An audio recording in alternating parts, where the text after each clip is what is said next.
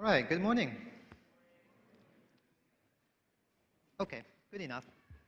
Exam is Thursday, November 8th, 6:30 to 7:30 p.m. in the Hall of Music, just like last time. Be there a little bit early. I think we'll let students in at around 6:10 or so. So be there early so you can find your seat, get settled down, and be prepared for the exam. It's also election night, like I've been reminding you. The polls open at 6 a.m., close at 6 p.m. So vote. If you haven't voted yet, vote that day and vote early. Don't vote often, vote early. And again, if you can vote, you should vote. Today's exponent actually has a pretty nice election guide. Take a look at it if you haven't made up your mind. Again, vote. Okay?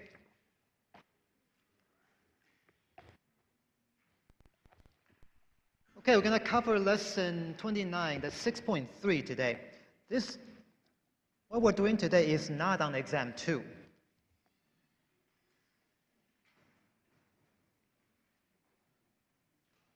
It's about the fundamental theorem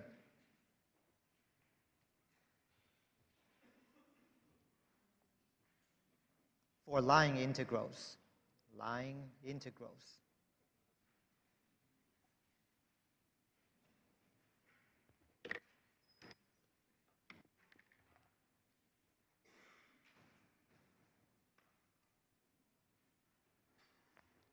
On Monday, we'll do some review for the exam. The review will be based on questions I select from the 4 old exams I asked you to look at. And once again, this is not on exam 2. Okay, so let's let R of t be just some curve in space. X of t, y of t, z of t. And as usual, we'll say t goes from A to B. So that's some kind of path that we're following. And we have some function f of x, y, z.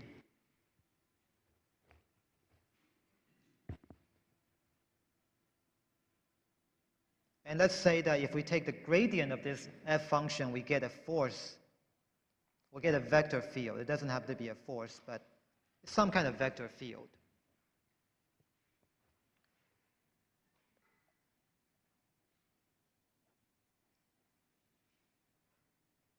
So as usual, I want to calculate a line integral following this path through this vector field.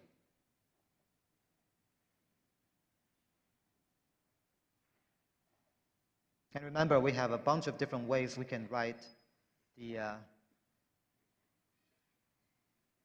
line integral we're trying to do.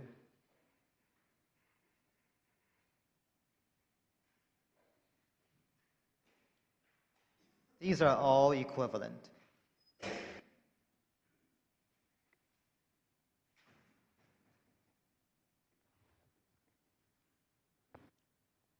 All right, the usual, the first form of line integral we look at, some function on some kind of path. And we found out last time that it really is equal to the vector field dotted with dr dt, which could be written as f dot dr, or since we know that f comes from a gradient, this is also equivalent to the gradient of little f dotted with dr. Okay? All right, so we got all these assumptions here. Now, the important thing here is what we're saying with this part is that the vector field is conservative.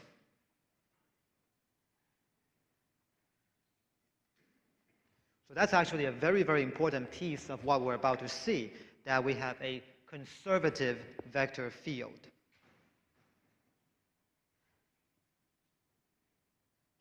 Okay, let's look at this formulation right here.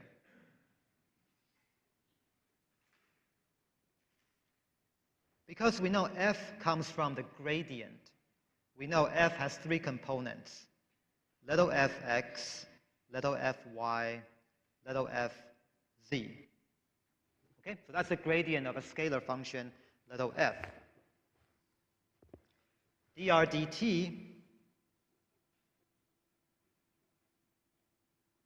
We're assuming r is just some arbitrary function x, y, z of t. So dr dt is simply dx dt, dy dt, dz dt.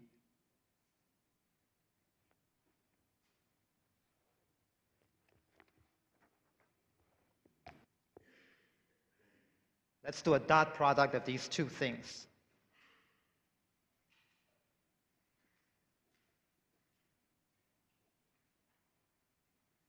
F dot dr dt here, if we simply dotted these two things, we get a scalar as usual, remember.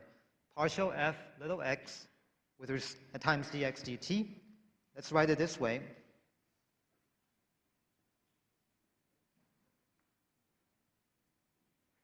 Plus f with respect to y dy dt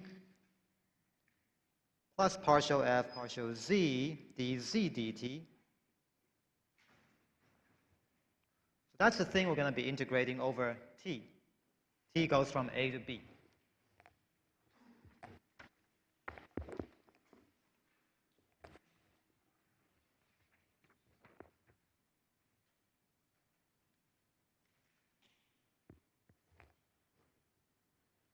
Let's look at that bottom line a little bit closer. I'll just rewrite it here for a moment.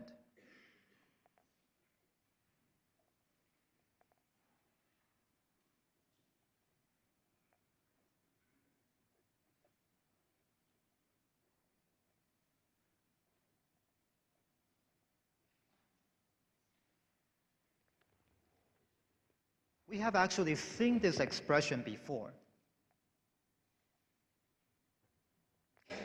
Let's work backwards a little bit. Imagine if we have a function f that depends on x, y, z initially. And let's say that all three of them in the end all depend on a fourth variable, t. When we did the chain rule to find the derivative of f with respect to t, from this tree here, note that df dt, when we walk down these branches, we have a partial f, partial x, dx dt. And then we have a partial f, partial y, dy dt for the middle branch. And then the right branch, we have a partial f, partial z, dz dt.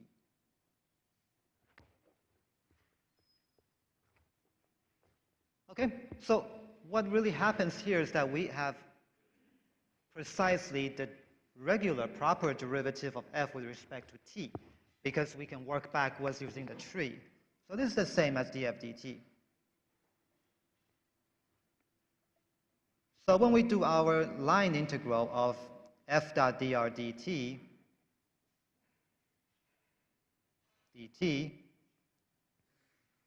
which, by the way, for a conservative vector field is the same as gradient little f dot dr.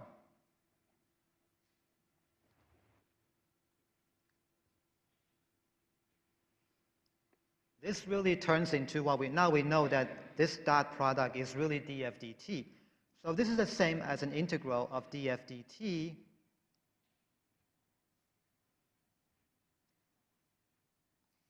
times dt, where t goes from a to b, right? Because this is exactly the same as that.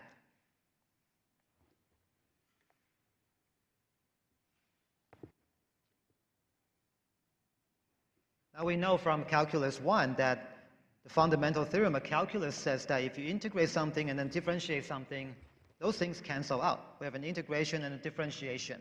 These things will cancel each other out.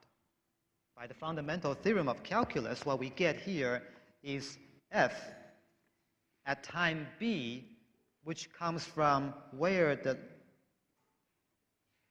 location of that thing is at time b, minus f at a, which comes from where the location of that particle moving on the path is at time b, at a, sorry. So this is the initial location on R of t. This is the final location on R of t.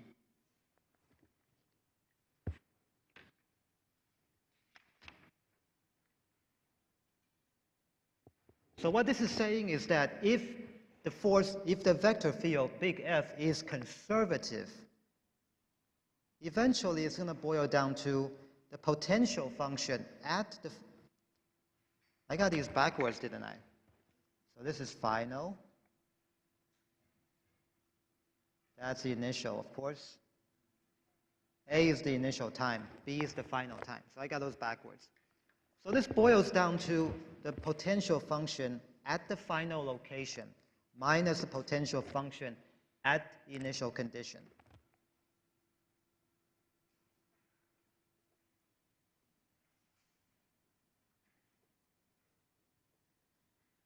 Think of this as a generalization of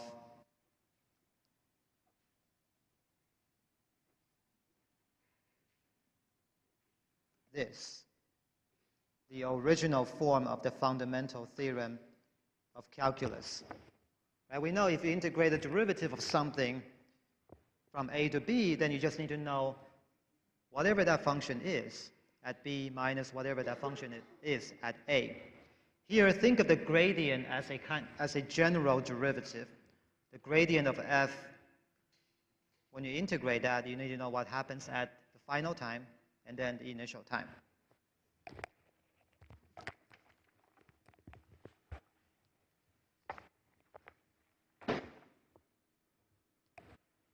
So what this is saying is that if you know the vector field is conservative,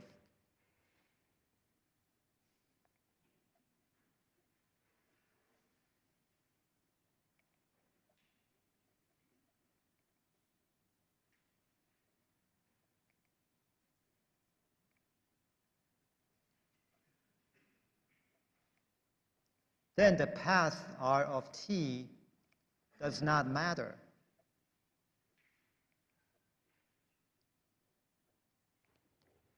Look at the expression at the bottom of the last page there.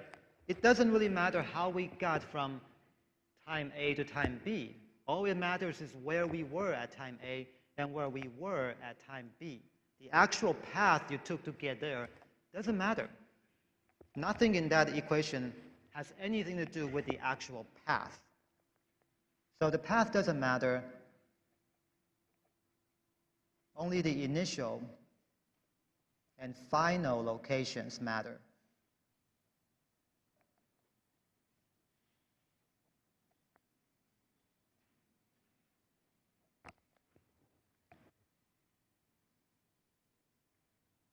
So that's a very, very convenient thing to know.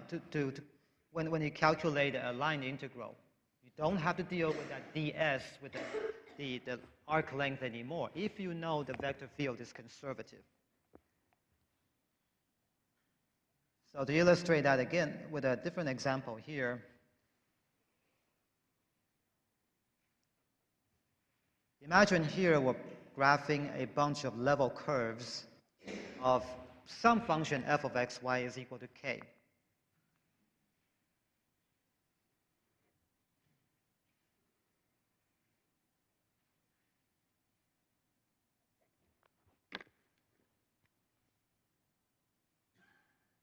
And let's say this is a level curve at k is equal to 10. This one is k is equal to 25. This one is 50. And this one right here is k is equal to 100.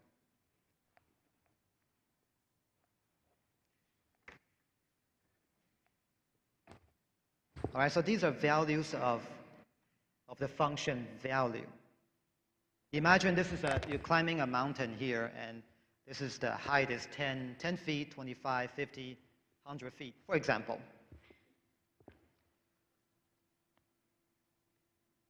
So what we just found out is that the line integral on this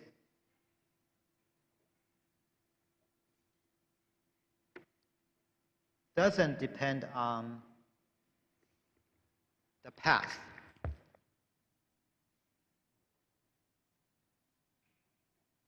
So imagine if this is t is equal to a, you're right here, and at t is equal to b, you're right here.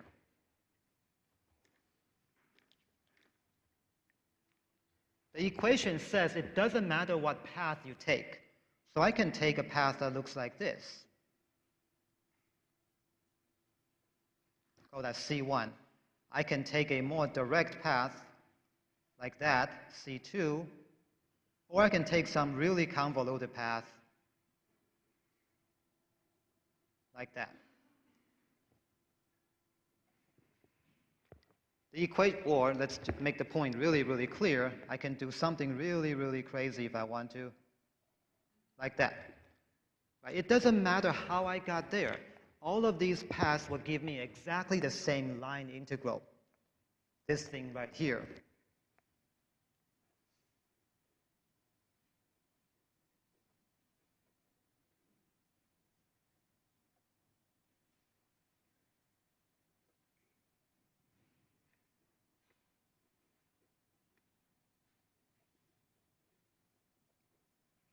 Because the vector field is conservative.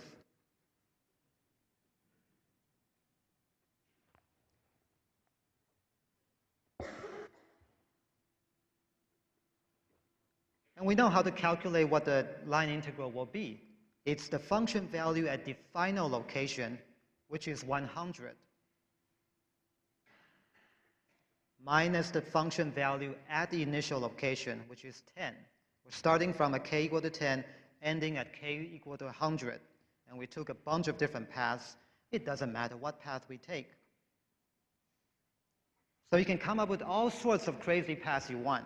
As long as you start and end at the same 2 points, on the same 2 contours, really, you will always get 90, no matter what path you take. Direct path, longer path, or really crazy path.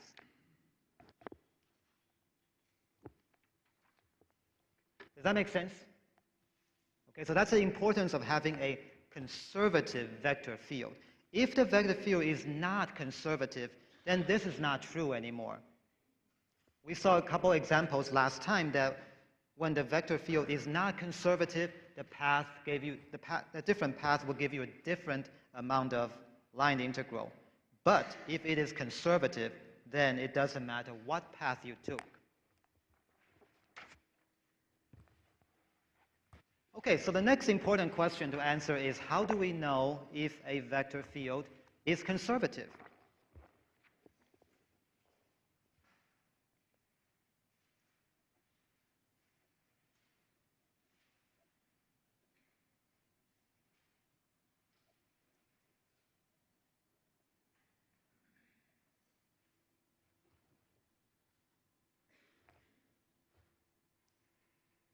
So let's focus on a 2-dimensional vector field for now.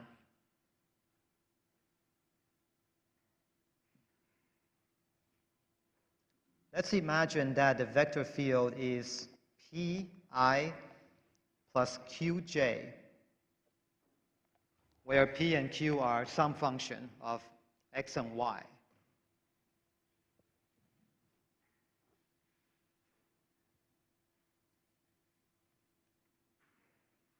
And one assumption we need to have is to say that this is a vector field on an what's called open, simply connected region. And these are somewhat technical requirements that don't really affect most of the practical applications of this thing. So simply connected means the region has no holes. So whatever region you're talking about is one full piece. And it's in one piece.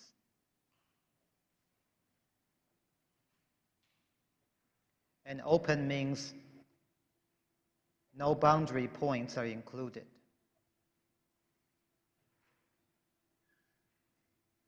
So these are minor technical requirements that are almost automatically satisfied in most practical applications. So we don't really have to worry too much about them. Just keep in the back of your mind that what we're about to find out, how to check whether f is conservative, rests upon this somewhat technical requirement. We also want to assume P and Q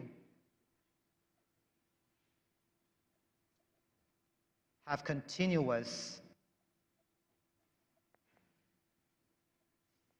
first-order derivatives. And that's also not a very difficult requirement to satisfy. Most of the things you deal with in practical application can be modeled to have continuous first-order derivatives.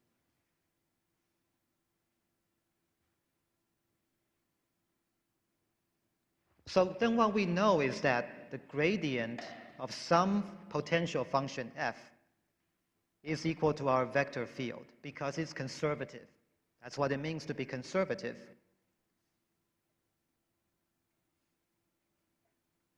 Which we're assuming to be the same as pi plus qj. However, by definition, this is also equal to fx of I plus fy of j, right? That's the definition of gradient. This is the definition of conservative f, and this is what we're assuming f to be. So this means that p is equal to f of x, fx, and q is equal to fy.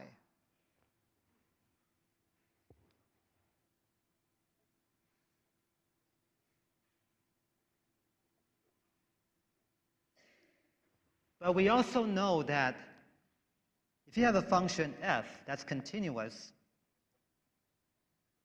fxy is equal to fyx.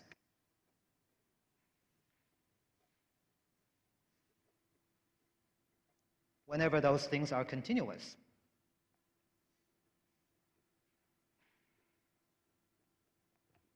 Which is, in that condition, is satisfied based on the assumptions we've made here. So if this is the case, knowing that p is fx, that means if you take the partial of p with respect to y, it must be equal to the partial of q with respect to x.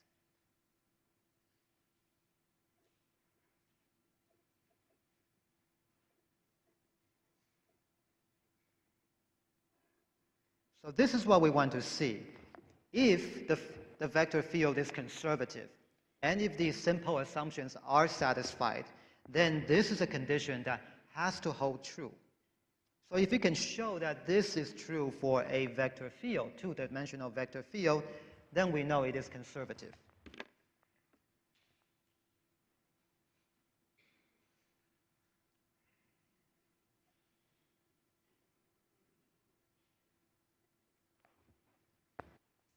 Okay?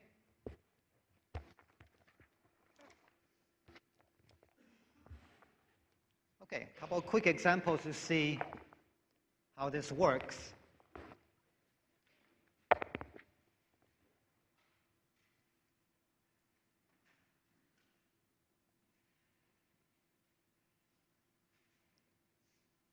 If f is xi plus yj,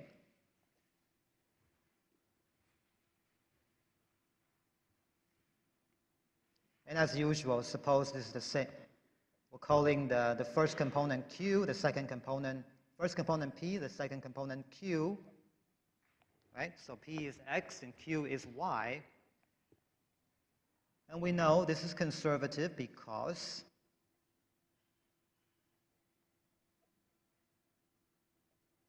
the partial derivative of q, p, why am I keep saying q? Partial derivative of p with respect to y is the same as the partial derivative of q with respect to x. That's p, that's q. And both of these turn out to be 0. It doesn't matter what they're equal to. If they're the same, then we know that vector field is conservative. And therefore, the path doesn't matter when you calculate the line integral. Only the beginning and the end matter.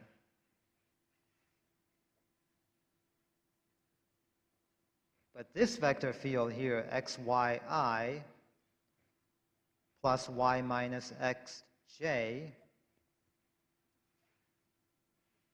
is not conservative.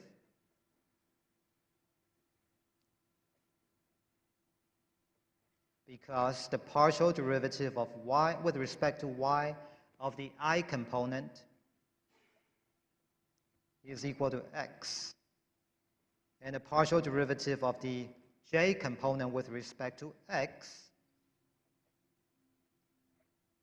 is minus 1.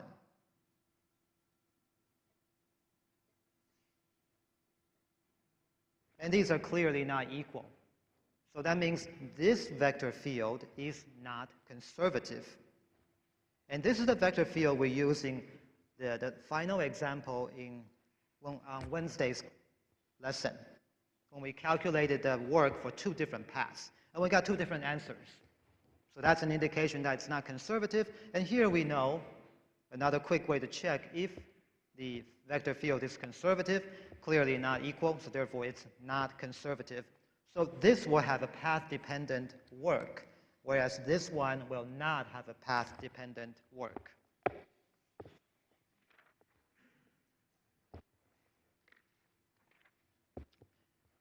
And by the way, in 3D, suppose f is pi plus qj plus rk.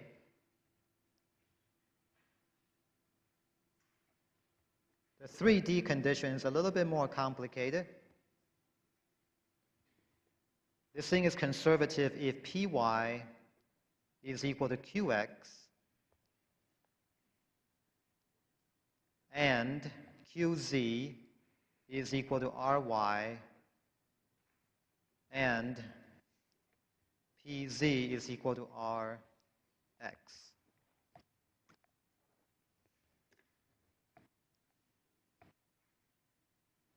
Okay, and this is actually a consequence of what's called the Stokes theorem that we'll see later in a later part of the course. So for now, don't worry about where this thing came from. You will find out in a later part of the course why this is true and how that turned out to mean the vector field is conservative.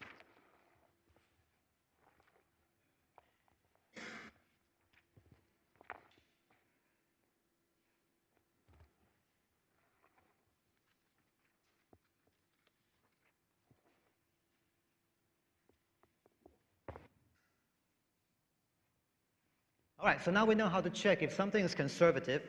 Now let's try some. The next question is,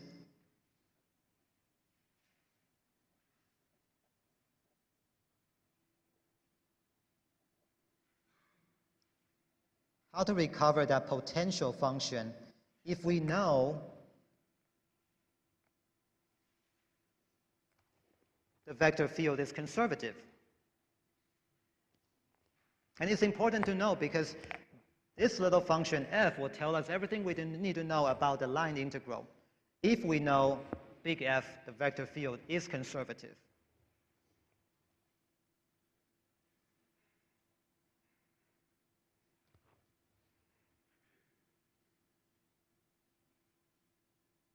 And we'll do that by using this example here.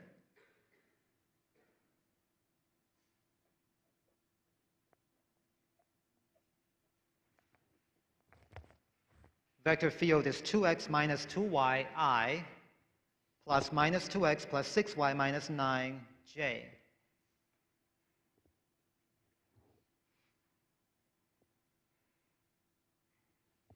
First thing first, let's check if this is conservative. If so, then we're going to go ahead and find out the little f, the potential function.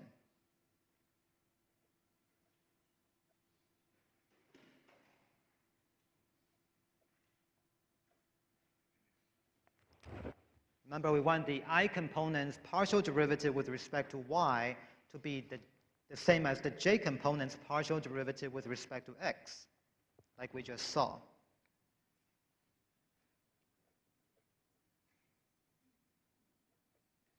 All right, py for us turns out to be -2. And then qx also is -2. So yes.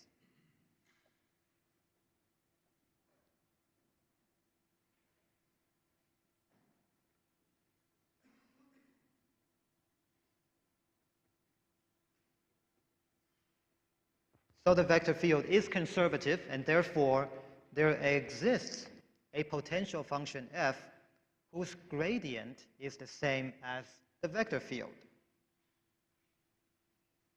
Now if we can find out little f, then we can do all sorts of line integral for that vector field regardless of the path. If you do one of those, you know the answer for all of those. So what we know is that the vector field we got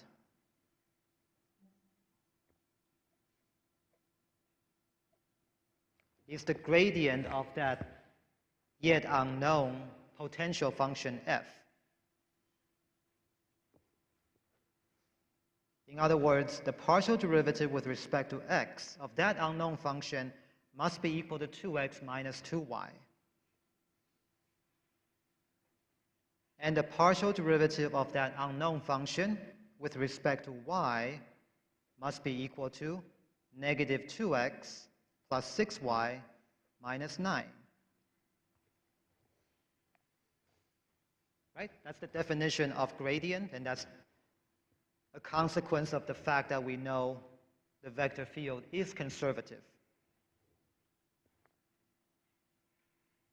Call that equation 1, call that equation 2, and we'll come back to them. Let's go to equation 1 first.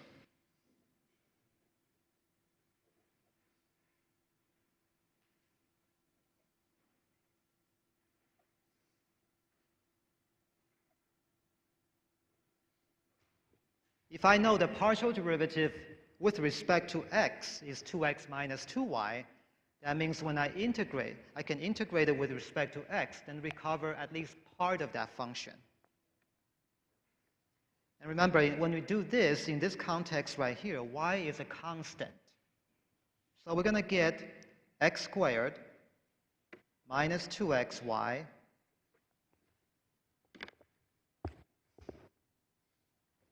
right? Is that it? What are we missing? Constant? Not quite, not quite. Remember, we have some mysterious function here. When we take the partial derivative of, I get this. So that means when you integrate that, you don't just get a constant, you get another function that depends purely on y. And the reason is because this thing would never show up when you take the partial of this with respect to x, right? Because this will be treated like a constant when you do a partial with respect to x. So this guy, this is a function of y only.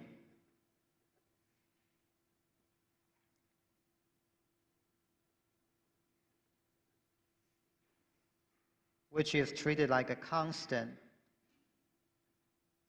when you do partial derivative with respect to x.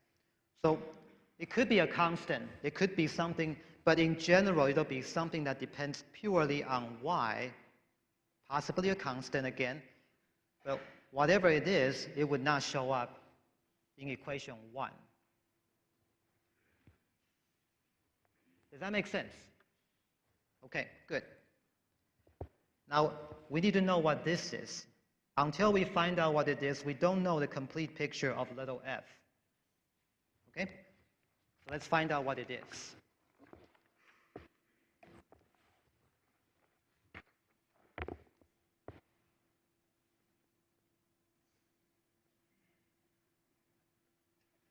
Even though we don't know what g of y is yet.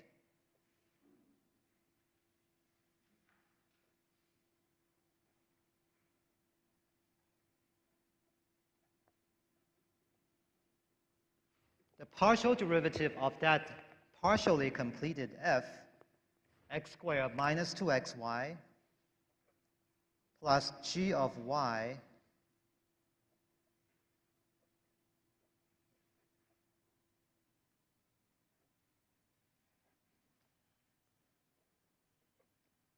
must be equal to q, where q, remember, is the partial derivative of that unknown function f. So q is minus 2x plus 6y minus 9. Right? That's a very logical thing to say. We don't yet know what g is, but whatever it is, if I take its partial derivative with respect to y, with y, it must be equal to this. Make sense? Okay, so let's do that.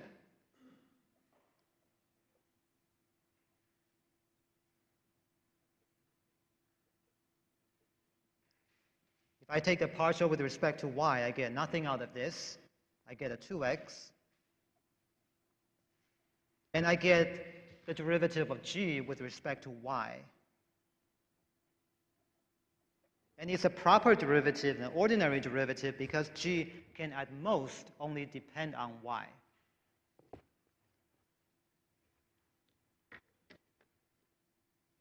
And now we know it must be equal to this.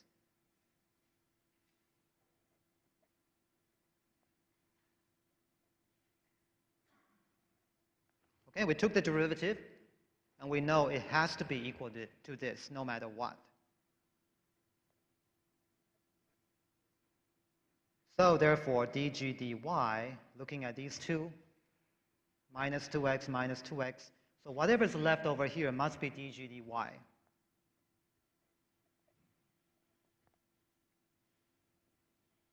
Which means this function g of y must be equal to 3y squared minus 9y plus, now we need to include an arbitrary constant k, or c, whatever you want to call it.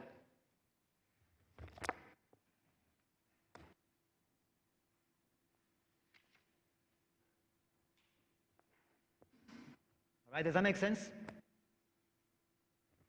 Therefore, the function little f that we were looking for, we found out incomplete picture earlier, is x squared minus 2xy plus g, now we know g, plus 3y squared minus 9y plus k.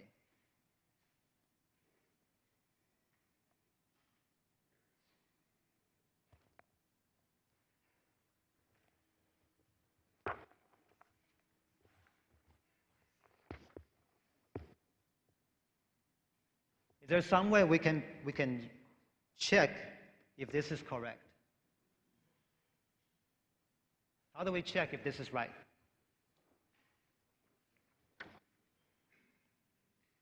Knowing the given vector field. The gradient, yeah? If I take the gradient of this thing in the box, I should get that, right? So that's one way to check.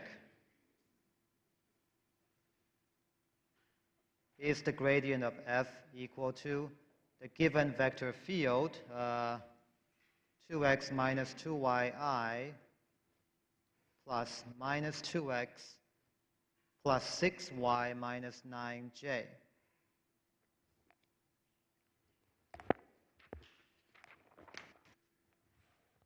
And we can do that by inspection. Let's see, partial x, 2x, yes, and x minus 2y, looks good. Partial y, we get minus 2x, 6y minus 9. Looks good. Yep. So now we know for certain that this has to be the right potential function.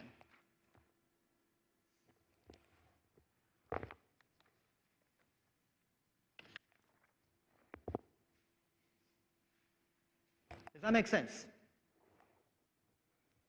Yes? Okay, now let's put this all together. Calculate the line integral.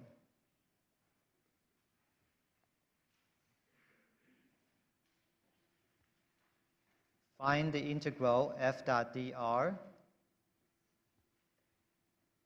if f is equal to xy squared I plus x squared yj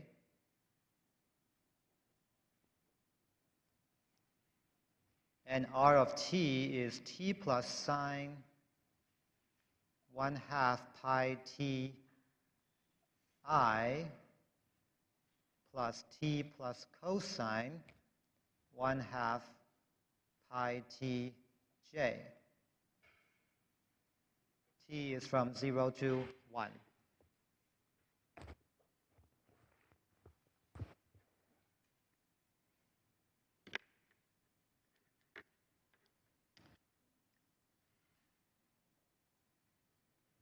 So this looks like a very standard line integral problem. If you didn't know about the conservative vector field shortcut, you would calculate this the long way. You would find ds for the r, and then you would do the integration of that. But now we know if f is conservative, which means f is the gradient of little f, yet unknown, then the line integral f dot dr is little f of f at the final location minus little f at the initial location. In other words, this crazy looking path here may not matter at all, right?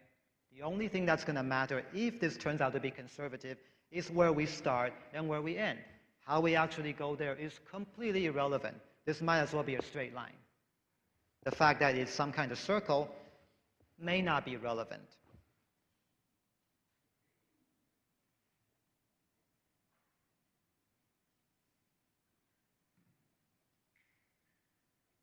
So let's check if this is conservative.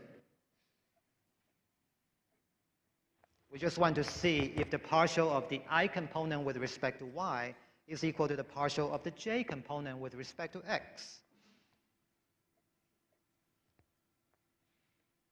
So here py is 2xy. qx is equal to 2xy.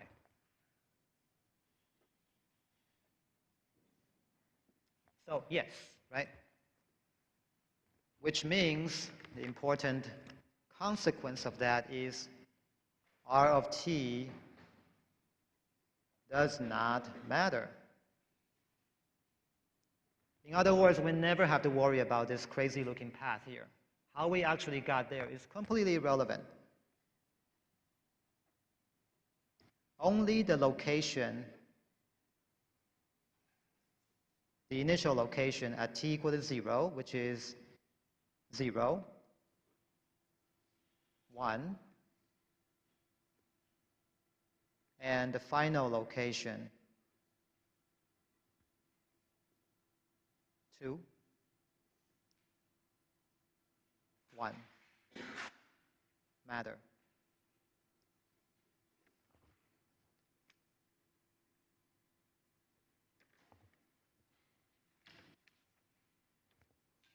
Right? Only the beginning and the end matter. How we actually got there, completely irrelevant.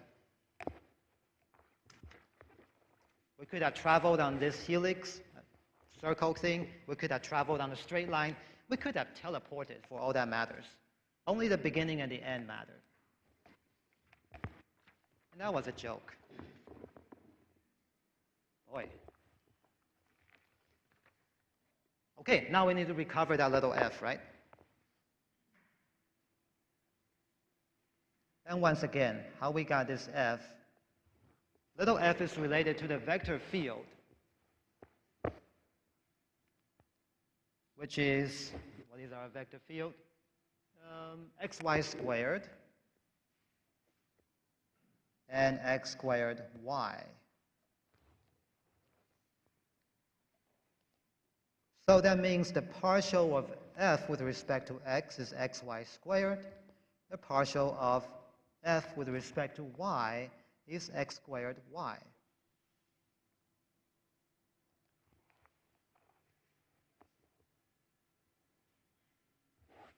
And we'll do what we did last time. Integrate the first one with respect to x.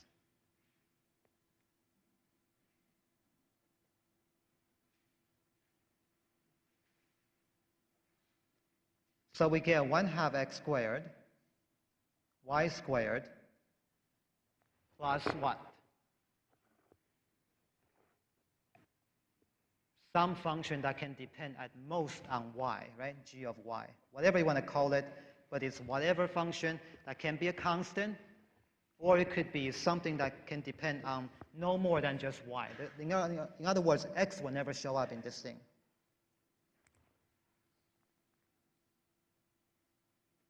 So from here, let's take the partial with respect to y, and it has to match this.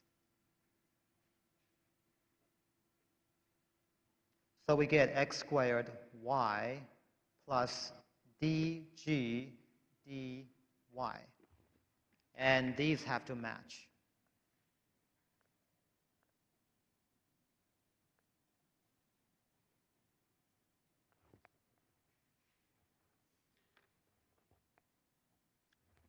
Okay, you see the process here. We took the first function, integrate with respect to x, came up with a partial information about the potential function f. Then we took its partial derivative with respect to y, and we know that whatever comes out of that has to be equal to the second component of the given vector field. It has to. So here, what do you think g is equal to? Well, dg dy is 0, right? So what's g?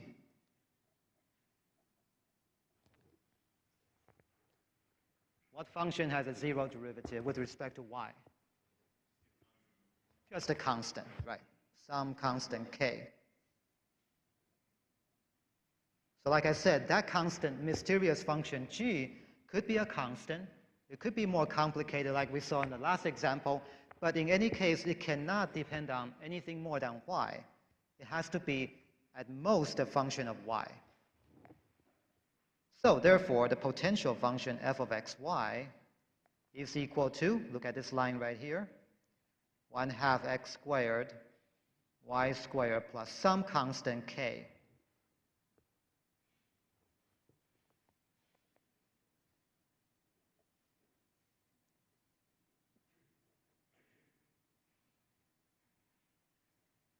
And now we know, because this is a conservative vector field, the line integral is path independent.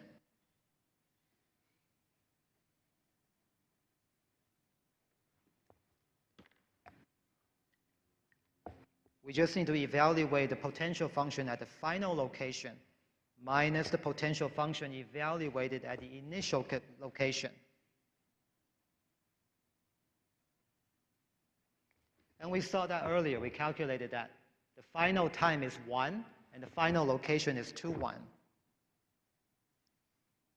That means x is equal to 2, y is equal to 1. This is the initial. And we calculated on the last page, the initial location is 0, 1. Again, that's x, and that's y, right?